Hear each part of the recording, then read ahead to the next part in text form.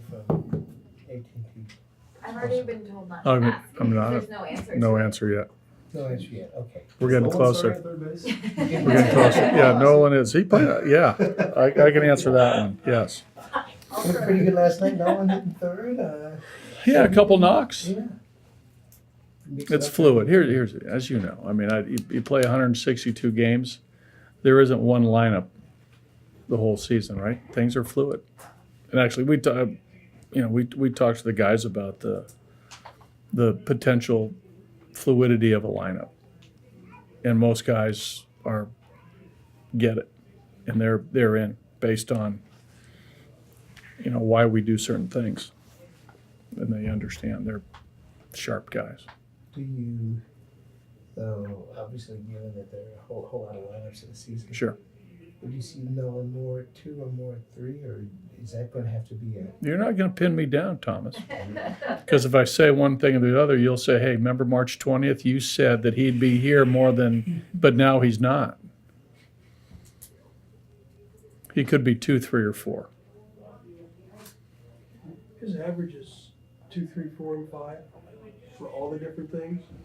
Within decimal Yeah. points, I mean, it's not much difference. Batting average Yeah. 2, 3, 4, 5. Right. He's been a model of consistency, right, his whole entire career. Wherever he's hit. Wherever he's hit. I mean, that's, there's some guys I think you can look and, different parts of the lineup they might hit better, but I think, and we talk about the guys that, no matter where you hit, you got to hit.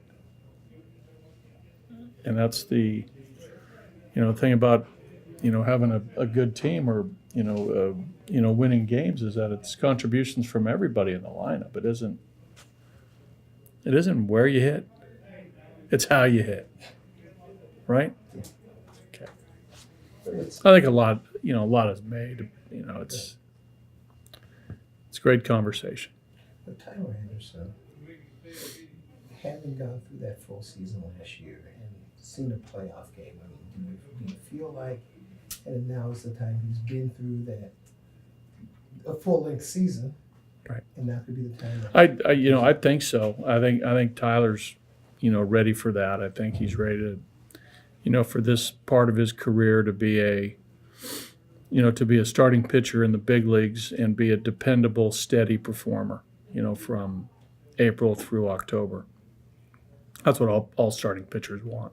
They want the durability factor and the performance, and that's, something that, I tell them that I think is, part of the responsibility of being a starting pitcher is, you are, in our eyes, one of our best 5 starting pitchers, and there's a responsibility, on their end to hold that up, and that is when you start your first game, the goal is to make 33 of them, and you do that by staying healthy and pitching to a level of performance where you're not taken out of the rotation, and that's what you want. he has Because, we have, in our opinion, our best 5 pitchers in the Rockies organization. So it makes perfect sense to have those guys go out there every time. So you're not going into a lesser starting pitcher. he has that when he has that fastball command, everything works off Right. of that. The breaking pitches, it seems like those are pretty good pitches also. Sure. Can he get by on the days that he doesn't have his Yes. command? Yes. Well, because he can change speeds. If you change speeds, and even though you're still throwing strikes, you might not need to have your best command. So disrupting the hitter's timing is part of, something that is advantageous for him. Now, if he's really spotting the fastball and spotting his pitches and changing speeds, he's going to have a great game. He's going to really limit the opponent.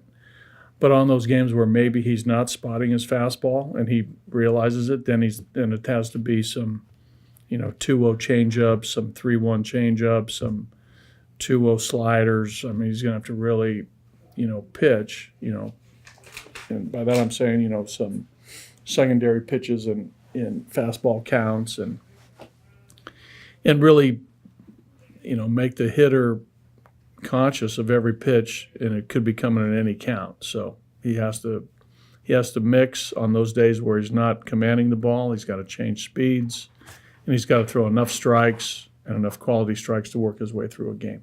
But it can be done. I mean, it's part of what makes him who he is. Can you does it, given your career, is it easier to identify with him and understand what he needs Yeah. to do? I mean, in some ways we're similar, yeah, right? Because, not overpowering fastballs, but some secondary pitches that, come into play in all counts. We've talked at length a little bit about, I think, some things that he does really well that I think should be the basis of his game.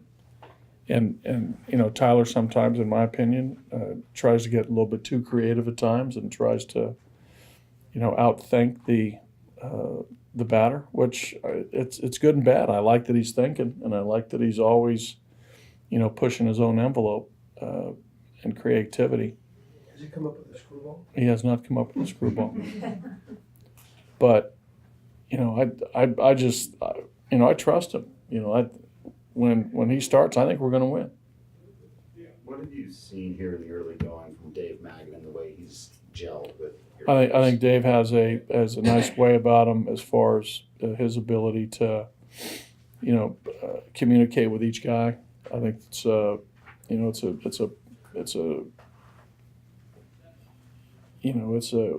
guy coming from a great deal of credibility, great career as a player, long-time hitting coach, successful hitting coach, World Series hitting coach, playoff team hitting coach. A lot of good things, and I think there's a strong knowledge base. There's a strong conviction in hitting fundamentals that he passes on, and I think the way he teaches, it's very conducive to learning. And I think with all great teachers, there has to be a connection with your students, and I think he has that. So that's what I see. That credibility's got to come in handy, because that could be a bit of a challenging dynamic, right? As a new guy coming to a team, a lot of established hitters, Well- into the postseason a couple of years. Well, yeah, ago. I think that only helps, and it's not that you look across the landscape of coaches in the big leagues. There's all sorts of paths to how they got there, but Dave's path is his, where he's got a great deal of credibility. There's probably other coaches throughout if there's 8 coaches per team, 7 to over 200 coaches.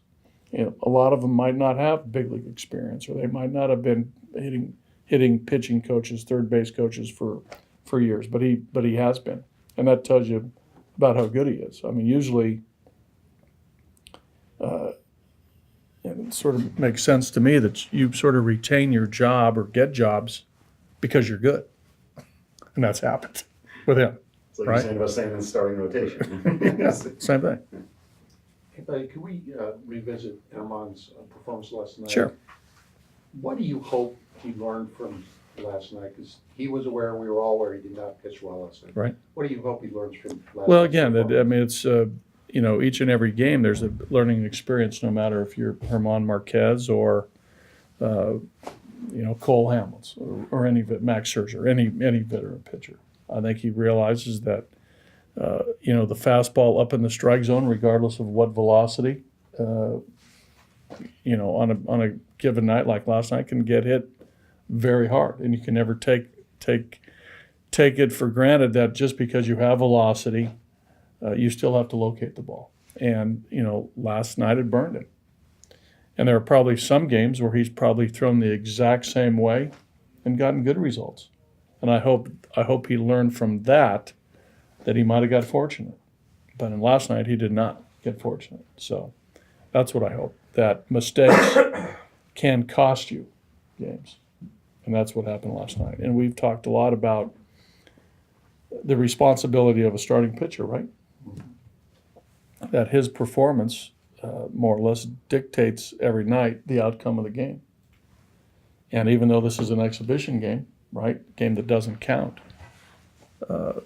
in the big picture, but his performance got us to a point where we couldn't recover. We tried. We battled hard in that particular game. And we came up, one base hit or one line drive short. One snow cone. Yeah, by David Fletcher from Loyola Marymount. Do you have an update on Sensatella and Wilson? They're doing better. No update of any. Sensatella will continue to gradually increase his activity, and Russin will continue also to increase his activity. But there's nothing on the horizon as far as any sort of game activity. They're still a ways away from that. Is Antonio throwing while it is? He's playing catch, yeah. Are there moves today? Oh, yes. Or some- Chris Rabago and Chichi Gonzalez have been sent to the minor league side. Buddy, when you Look. officially, you don't have to have your final roster set until game day, correct, opener? Is that, am I right? Or is it Wednesday? Wednesday, like, I think Wednesday late in the afternoon. No, I know. Do you anticipate having it set before you head back down to Florida? Or is that something to be determined? That's something to be determined. I think you'll find it this time of year. There's so many moving parts with 30 teams. Yeah. I think now you're starting to see injuries. You're starting to see, some players, maybe getting out of contracts and, more dialogue amongst general managers about needs and so forth. So I think it's probably prudent just to wait as long as possible, which we will do, which all teams do. Cool.